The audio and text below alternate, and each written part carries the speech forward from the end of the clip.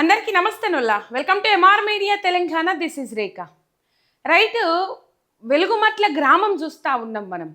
అక్కడ పాపము నిజంగా చెప్పాలంటే ఒక దుఃఖం, ఎంతటి కఠినమైన మనసులైనా ఎంత కఠినాత్ములైనా అక్కడ కన్నీళ్లు పెట్టాల్సిందే.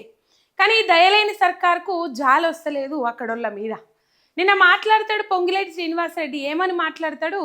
అక్కడ ఉన్నోళ్ళు నిజంగా నిరుపేదలైతే మేము వాళ్ళకు న్యాయం చేస్తాము అని చెప్పేసి మాట్లాడతాడు. మరి నువ్వు న్యాయం చేస్తానువైతే పోలీసు పహారా పెట్టి దాదాపు 4 జిల్లాల నుంచి పోలీసులను రప్పించి పోలీసు పహారా పెట్టి హైకోర్టు ఆదేశాలు ఉన్నప్పటికి కూడా హైకోర్టు ఆ ప్రాంతంలో నివసిస్తున్న 62 ఎకరాలలో నివసిస్తున్న ప్రజలకు అన్ని అధికారాలు ఉన్నాయని చెప్పేసి చెప్పినప్పటికి కూడా వచ్చే ప్రభుత్వాలు ఏవైతే ఉన్నాయో ఆ ప్రభుత్వాలు వాళ్ళకు నీళ్ళ వసతులు కల్పించాలి, కరెంటు వసతి కల్పించాలి అని చెప్పేసి చెప్పినప్పటికి కూడా అన్ని ఆర్డర్స్ కాపీస్ ఉన్నప్పటికి కూడా మీరు ఎందుకు కూలగొట్టాల్సిన అవసరం ఏర్పడ్డది? ఆ 62 ఎకరాల మీద ఎందుకు మీ కన్నుబడ్డది? మొన్న క్యాబినెట్ మీటింగ్ పెట్టుకుర్రు. క్యాబినెట్ మీటింగ్ పెట్టుకున్న తెల్లారే ఈ కూల్చివేతల కార్యక్రమానికి దిగిండ్రు.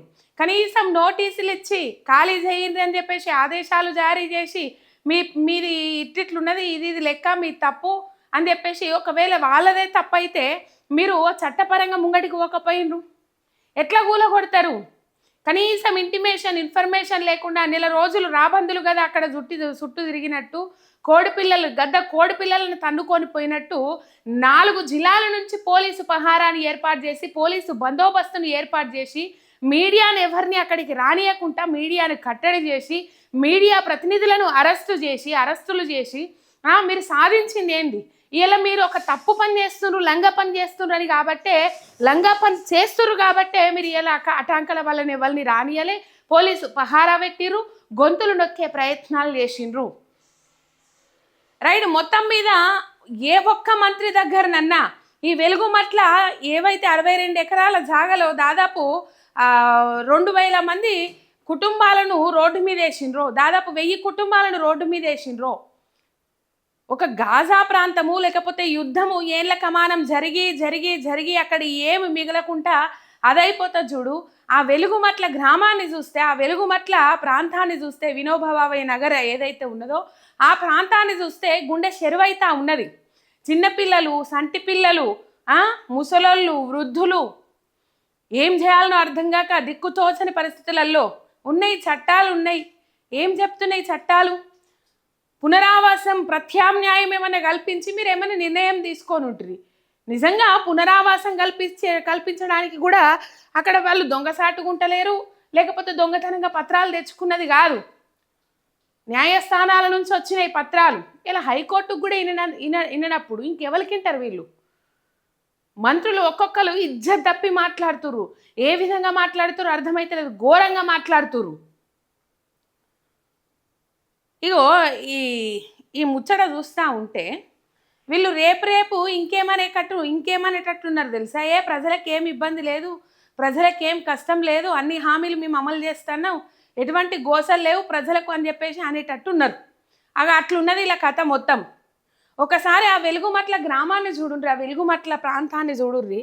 మీకు దుఃఖం రాకపోతే నిజంగా ఎవరికైనా ఎంత కఠినాత్ములకైనా ఈ వీడియోలు చూస్తే కంపల్సరీ దుఃఖం వస్తుంది. వల్ల గుండె చెరువైతుంది.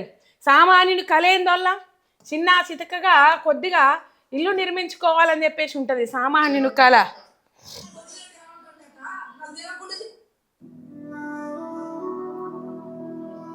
చూస్తుర్రా ఈ ప్రాంతం? యుద్ధము ఏళ్ళ కమానం, యుద్ధం నెలల కమానం, యుద్ధం జరిగి అక్కడ ఒక్క పురుగు కూడా లేకుండా అయిపోతే ఎట్లయితే చూడు ప్రాంతము. అన్ని కూలగొట్టి యుద్ధాలల్లో అన్ని ఆస్తులు సర్వస్వం కోల్పోయిన వాళ్ళు ఎట్లయితారు? అట్లా అయింది ఈ వెలుగుమట్ల గ్రామ పరిస్థితి మొత్తం.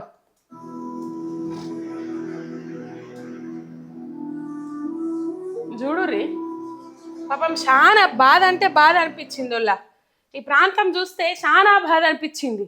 మొత్తం వాళ్ళ రక్తము చెమట సుక్కలు లెక్క దార పోసి రూపాయి పేర్చి రూపాయి పోగేసి రూపాయి వేర్చుకొని కట్టుకున్న చిన్న ఇల్లు అవి. ఎందుకు ఇవాళ ఈ ప్రభుత్వము భూముల మీద పడ్డది? ఎందుకు భూములు అమ్ముకొని తినమరుగుతుంది? భూములు లేనిది అసలు రోజు ఎందుకు గడుస్తలేదు? నిజంగానే రియల్ ఎస్టేట్ వ్యాపారం చేస్తూ ఉన్నాడా రేవంత్ రెడ్డి? ఇలా రియల్ దందాలు నడిపిస్తూ ఉన్నారా? ఇలా ఆ 62 ఎకరాలు భూదాన్ చట్టం ప్రకారము అవి భూదాన్ భూములే. మరి ఇలా భూదాన్ భూముల మీద మీ కన్నెందుకు పడ్డది? ఎందుకు మింగుతా ఉన్నారు? ఖమ్మం మంత్రులు కావాల్సుకొని చేసిండ్రా? ఇలా మీకు జాలి దయ కరికరం ఏది లేదంటే ఇది మీరు కావాల్సుకొని చేసిండ్రు. ఇది రేవంత్ రెడ్డికి తెలియకుండా ఏమీ లేదు. ఇజ్జత్ తప్పి మాట్లాడుతుర్రు మంత్రులు, ఘోరంగా మాట్లాడుతుర్రు మంత్రులు. మీ ఇజ్జత్ అంతా తీసి బజార్లో పెడతా ఉన్నారు ఖమ్మం ప్రజలు. ఇలా ఏదైతే వేరే పార్టీకి అవకాశం లేకుండా ఉండేనో ఖమ్మము, ఇలా ఈ కాంగ్రెస్ పార్టీ చేయబట్టి కంపల్సరీ ప్రత్యామ్నాయాన్ని ఎన్నుకోవాల్సిన అవసరం ఉన్నది ఖమ్మంలో. ప్రజలారా ఎంత నీచానికి ఒడిగట్టిరు మీరు ఆలోచన చేయండి, మీరు అర్థం చేసుకోండి. ఇలా ఏమన్నంటే ఏడ కనబడతాడ భూములు మింగాలే అని చెప్పేసి భూముల మీద పడుతురు తప్ప ఇంకొకటి లేదు. వెలుగుమట్ల గ్రామంలో పరిస్థితి ఏంది సారు అని అంటే, ఇగో లేచి ఎట్లా వెళ్ళిపోతాడు చూడు పొంగిలేటి శ్రీనివాసరెడ్డి. మీరు ఒకసారి ఆ వీడియో చూడుర్రి. పోలీసులు మోహరించారు అక్కడ వెలుగుమట్లలో.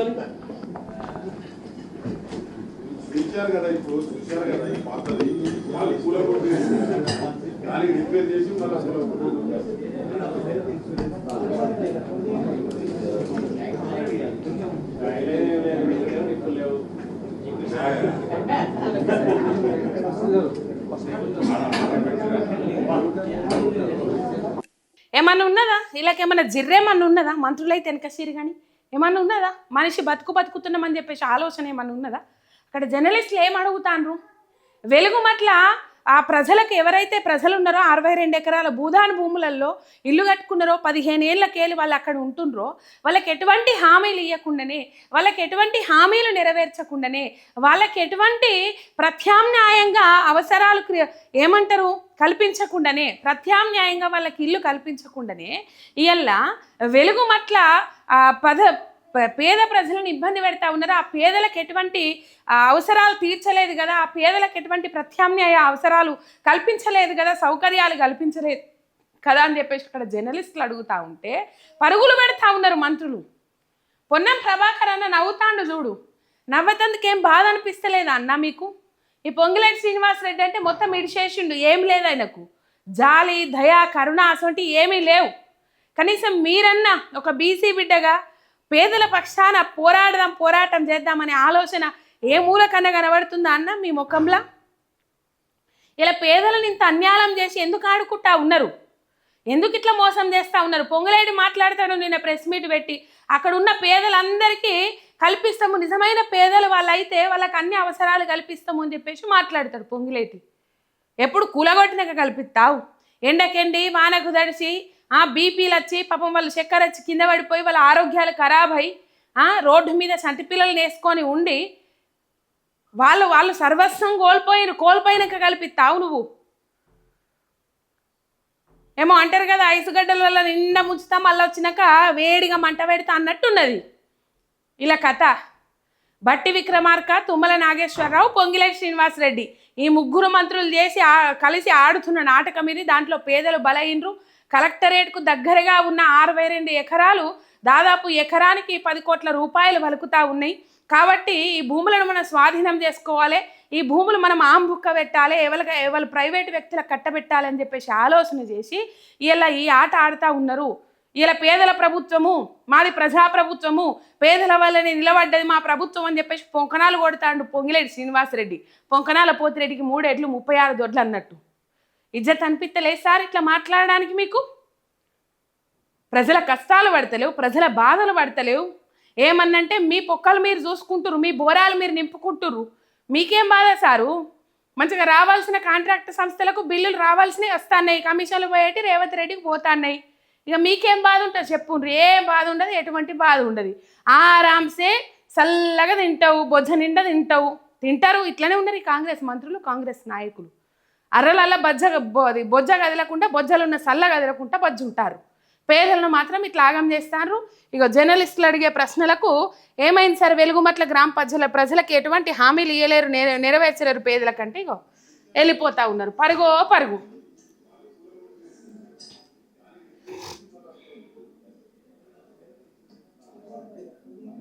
మాట్లాడకూరి ఇంకొకసారి మాది పేదల ప్రభుత్వము మాది ప్రజా ప్రభుత్వం అని చెప్పేసి మాట్లాడకూర్రి. వచ్చిన కానుంచి పేదోన్ని అరిగోస పోసుకుంటా ఉన్నది అదే కాంగ్రెస్ సర్కార్. వచ్చిన కానుంచి పేదోని ఉసురు వంచుకుంటా ఉన్నది అదే కాంగ్రెస్ సర్కార్. వచ్చిన కానుంచి పేదలను ఆగం చేస్తూ ఉన్నది అదే కాంగ్రెస్ సర్కార్. రాష్ట్ర ఆర్థిక వ్యవస్థను దివాలా తీస్తూ ఉన్నది అదే కాంగ్రెస్ సర్కార్. మొత్తం ఆదాయం మొత్తం కొల్లగొడతా ఉన్నది అదే కాంగ్రెస్ సర్కార్. వాళ్ళకి కావాల్సిన అడ్వర్టైజ్మెంట్లు, వాళ్ళకి కావాల్సిన ఎంజాయ్లు, ఎంటర్టైన్మెంట్లు, జల్సాలు, వీటికి ప్రజాధనాన్ని వృధా చేస్తూ ఉన్నారు ఇదే కాంగ్రెస్ సర్కార్. ఇగో ఇట్లున్నది కథ. ఒక్క సబ్స్క్రైబ్ చేసుకొని సపోర్ట్ చేయండి. మీ ఎంఆర్ మీడియా తెలంగాణ శనార్థి.